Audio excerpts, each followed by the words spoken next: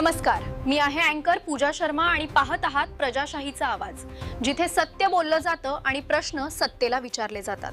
करमनुरी येथील वंचित बहुजन आघाडीचे तालुकाध्यक्ष राजू कांबळे यांच्यावर 13 फेब्रुवारी रोजी झालेल्या भ्याड हल्ल्याच्या निषेधार्थ आज विशेष पोलीस महानिरीक्षक कार्यालय परिक्षेत्र नांदेड येथे धरणे आंदोलन आयोजित करण्यात आले आहे। यावेळी मोठ्या संख्येने आंदोलन कार्यकर्ते उपस्थित होते।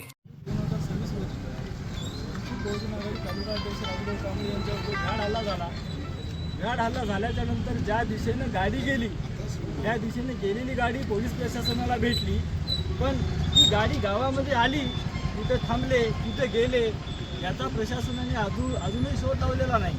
त्याच्यामध्येही आम्हाला संशयास्पद त्यांची भूमिका दिसत आहे।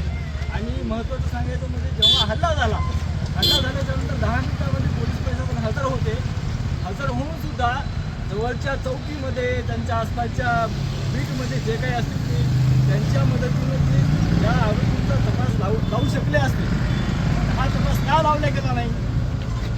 तर याच्यामध्ये पोलीस प्रशासनावर माझंच नाही तर तमाम कार्यकर्त्यांचा संशय निर्माण झालेला आहे। आणि हा संशय खरा होऊ नये